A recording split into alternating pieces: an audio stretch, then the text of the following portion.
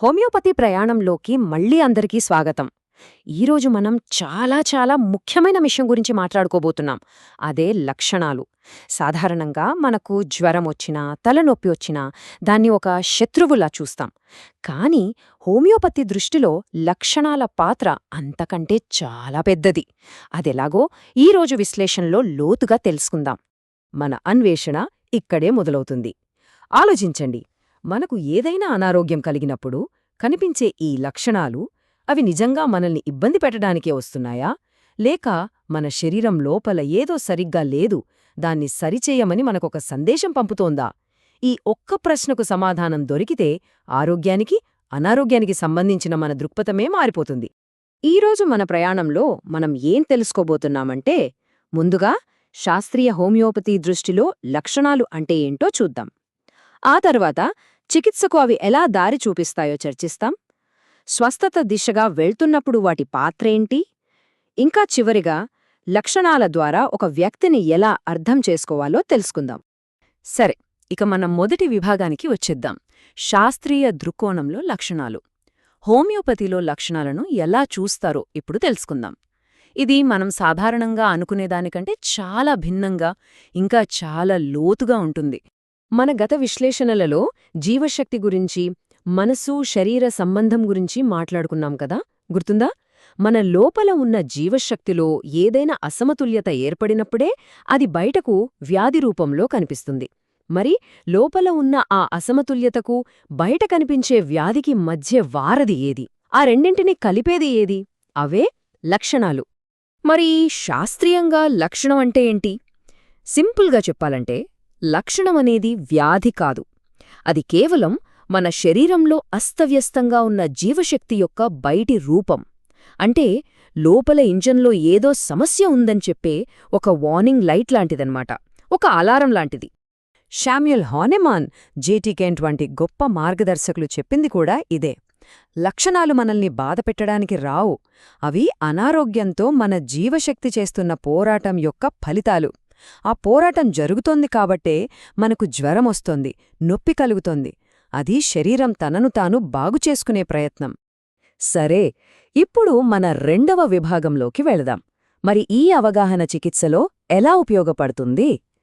లక్షణాలు కేవలం సంకేతాలు మాత్రమే కాదు, అవి సరైన చికిత్స వైపు మనల్ని నడిపించే మార్గదర్శకులు కూడా. అదెలాగో చూద్దాం. హోమియోపతిలోని ఒక అత్యంత ముఖ్యమైన సూత్రమేంటంటే, వ్యాధి పేరుకు చికిత్స చేయడం కాదు, వ్యాధితో బాధపడుతున్న వ్యక్తికి చికిత్స చేయడం. ఈ ఉదాహరణ చూడండి. తలనొప్పి అనేది ఒక సాధారణ లేబుల్ మాత్రమే. కాని ఆ తలనొప్పి ఒక వ్యక్తికి తల గట్టిగా నొక్కితే తగ్గుతుందా, లేదా కదిలితే పెరుగుతుందా? ఇదే ఆ వ్యక్తి యొక్క ప్రత్యేకమైన అనుభవం. సరైన ఔషధాన్నెంచుకోవడానికి ఇలాంటి ప్రత్యేక లక్షణాలే కీలకం.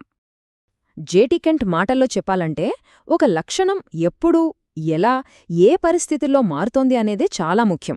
అంటే నొప్పి ఎండలో ఎక్కువవుతుందా, చలిలో ఎక్కువవుతుందా, తిన్న తర్వాత తగ్గుతుందా? వీటినే మొడాలిటీస్ అంటారు. ఈ ప్రత్యేకతలే ఒక వ్యక్తిని ఇంకొకరిలోండి వేరుచేసి కరెక్ట్గా వాళ్లకి సరిపోయే చికిత్సను అందించడానికి సహాయపడతాయి. ఒక వ్యక్తి యొక్క సంపూర్ణ చిత్రాన్ని అర్థం చేసుకోవాలంటే 2 రకాల సమాచారం కావాలి. ఒకటి, రోగి స్వయంగా చెప్పే వారి బాధలు, అనుభవాలు. వీటిని సబ్జెక్టివ్ లక్షణాలు అంటాం. రెండవది, వైద్యుడు లేదా చుట్టుపక్కలవాళ్లు గమనించేవి. ఉదాహరణకు నాలుక రంగు లేదా చర్మం మీద మచ్చలు. వీటిని ఆబ్జెక్టివ్ లక్షణాలు అంటారు. ఈ రెండూ కలిస్తేనే కేసు పూర్తిగా అర్థమవుతుంది. మూడవ విభాగం, స్వస్థత దిశగా ప్రయాణం. సరే, ఔషధాన్ని ఎంచుకోవడానికి లక్షణాలు ఎంత ముఖ్యమో, చికిత్స సరైన దారిలో వెళ్తోందా లేదా అని తెలుసుకోవడానికి కూడా అంతే ముఖ్యం. అది ఎలాగో ఇప్పుడు చూద్దాం. ఇక్కడొక చాలా ముఖ్యమైన విషయాన్ని మనం స్పష్టంగా అర్థం చేసుకోవాలి. లక్షణాలను గౌరవించండి అంటే నొప్పిని భరించమని చెప్పడం కాదు.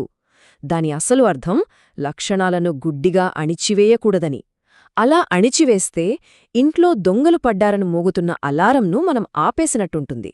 దీనివల్ల మూల కారణం లోపలే ఉండిపోయి వ్యాధి ఇంకా పెద్దది అయ్యే ప్రమాదముంది. కాబట్టి లక్షణాలను అర్థం చేసుకుని మూల కారణాన్ని సరిదిద్దడమే అసలైన లక్ష్యం. నిజమైన స్వస్థత ఏ దిశలో జరుగుతుందో తెలుసుకోవడానికి ఈ క్రమం చాలా ముఖ్యం. సరైన చికిత్స జరిగినప్పుడు మొదట తలనొప్పి తగ్గదు, ముందుగా వ్యక్తి యొక్క ఆకలి, నిద్ర, జీర్ణశక్తి వంటివి మెరుగుపడతాయి. తర్వాత వారిలో శక్తి పెరిగి మానసిక ప్రశాంతత వస్తుంది. ఇవన్నీ మెరుగుపడిన తర్వాతే చిట్టచివరగా ఆ వ్యాధి లక్షణాలు తగ్గుతాయి. అంటే స్వస్థత అంటే కేవలం లక్షణాలు తగ్గడం కాదు, మొత్తం వ్యక్తి బాగుపడాలి. చికిత్స ప్రక్రియలో కొన్నిసార్లు ఒక ఆసక్తికరమైన విషయం జరుగుతుంది. గతంలో మందులతో అణచివేసిన పాత సమస్యలు, ఉదాహరణకు చిన్నప్పటి చర్మవ్యాధులు, తాత్కాలికంగా మళ్లీ పైకి రావచ్చు. ఇది చూసే అస్సలు కంగారుపడనవసరం లేదు. నిజానికి ఇది చికిత్స సరియైన దిశలో లోపలి నుండి బయటకు జరుగుతోందని చెప్పడానికి ఒక బలమైన సంకేతం.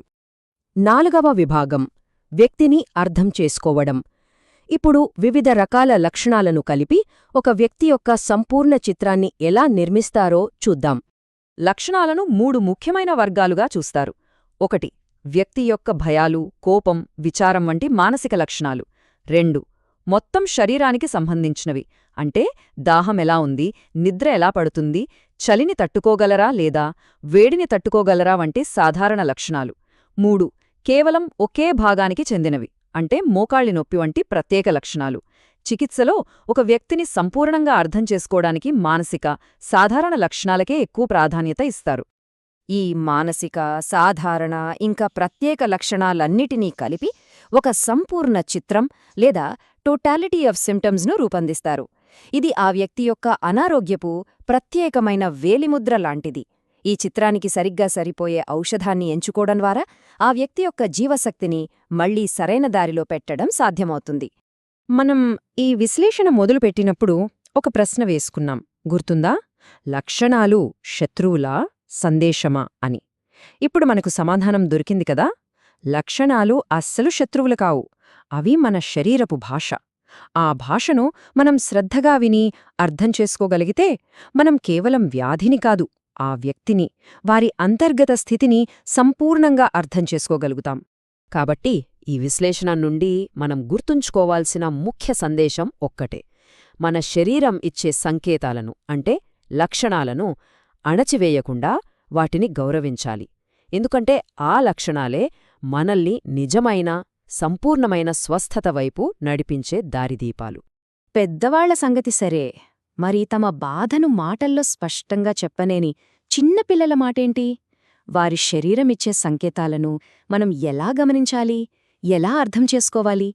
ఈ ఆసక్తికరమైన విషయం గురించి మన తదుపరి విశ్లేషణలో తెలుసుకుందాం. అప్పటి వరకు సెలవు.